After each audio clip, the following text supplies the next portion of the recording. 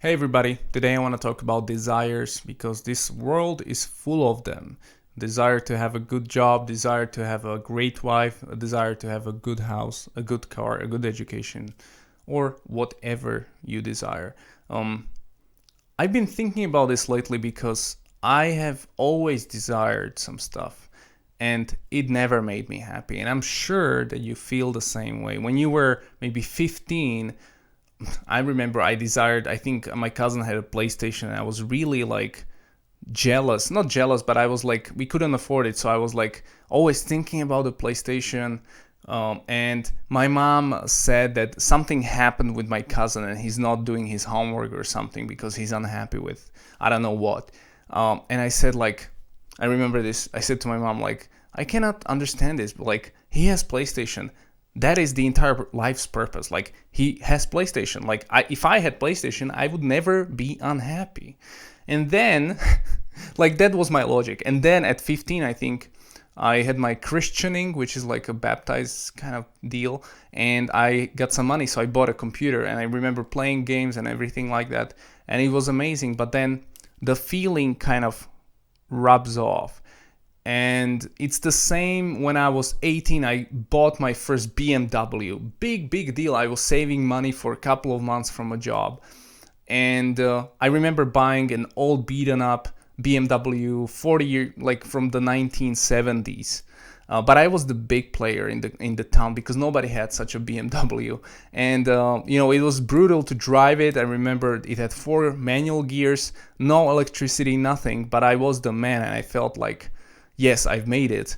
And looking back, it was a fun period of my life. But again, it lasted for a few weeks or months, and then I kind of fall back into life and start desiring something new. And it never stopped for me. I don't think it stopped for you, and it will never stop. We have to realize this will never end. So, are we stupid? Why are we falling a victim for our desires? Like, we already know these desires are not going to make us happy. And right now, maybe your desires are something grand, something like, hey, my desire is to get married. But why is that your desire? Do you think getting married will make your life better or you'll be happier? No, you'll be the same person as you are, just married. What's your desire? Like, do you want to buy a house? Why? Do you want to own another car? Do you want to, is it gonna make you happy? Yes. And I'm in the same situation right now, right at this moment. I have signed a lease for a car, for a giant, it's a beautiful new Hyundai 2020, and nobody knows about it, so don't tell my family. But yeah, I have a car, and it's amazing. I've been thinking about it when I'm sleeping, like, yeah, finally I'm getting a car.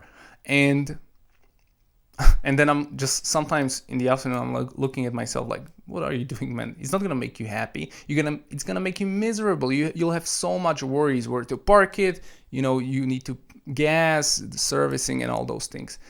It will allow you to do something, but to put your desire into it is a mistake. And I think we all fall victim to this desire to have sexual relationships with other people. This is another sickness. Like, why are we doing that if we know this is not gonna make us happy?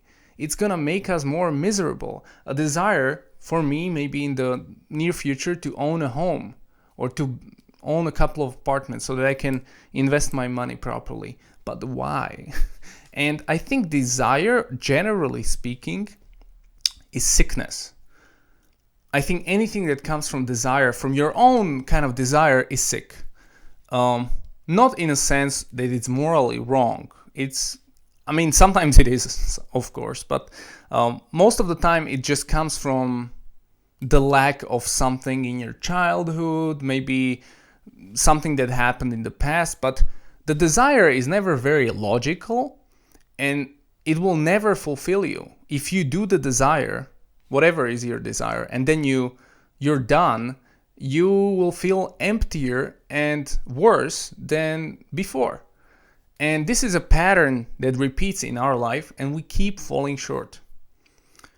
And I haven't discussed publicly my religion here or anything because I'm not religious. I'm not following a religion, I'm not going to a masjid or to church or anything. But I do feel some principles of religion, whether that's Christianity, Hinduism, or Islam, they highlight the desire is evil because it is a trap of mankind. And I truly 100% agree with that because I can feel it. And I've been falling victim into it for such a long time, man. You can't even imagine. Falling victim every day to my desires until I catch myself, you know. And I just want to remind you, your desires are not you and they won't make you happy. What I found that helps me to control my desires or to kind of get over my things is to just do things not for my own good or for my own kind of benefit and desire. Of course I do those things, but to work for God, to basically, you know, or whatever you believe in, but to work for something that is not you and to be aligned with that. Because otherwise, anything you do will never fulfill you. It will never fulfill you. It's very difficult for human beings to figure out how to go about life, how to approach life. Where am I? Why am I desiring these things? Very easy exercise if you have a religious scripture or if you have another system of belief. You can be meditating, whatever, or nothing. Is to just figure out what is my North Star? What's my GPS in life? And the GPS for me is to, when I die, and what I believe, you don't have to believe this, but when I believe I'll meet God, probably, he's going to judge me and blah, blah, blah. I want to pass his test. I want to I don't want to be punished, basically. Of course, nobody wants to do that. But in order to do that, I shouldn't do bad deeds, obviously. So I want to get closer to God by emulating the prophets or the life of, or the scripture that he preaches, right? The properties of a role model man and what he should be doing. So that is gonna allow me to do that, and that should be my biggest desire. And I fall short every day, but if you make that your desire, it's not gonna go anywhere. And when you reach a pinnacle of success, let's say you are trying to be a Hollywood actor and you make it and you win Oscar, then you will feel empty the next day. If you work as an actor and you win an Oscar and you do it for your God or for something you believe in, not yourself, but something other than yourself, you will feel better. You will feel better. You will feel like you're on the right path. So what I advise you to get over your desires is to just get over yourself. And hey man, at some point you have to say, okay, I am a broken individual and let's get connected to something that is not broken and that is beautiful, and that's the thing that created you probably. So let's get connected to that, and leave me a comment. What do you think about this video? It's pretty crazy. So thank you for watching this, and yeah, thank you again. And subscribe for sure. I'll appreciate that. Control your desires, man. Thank you.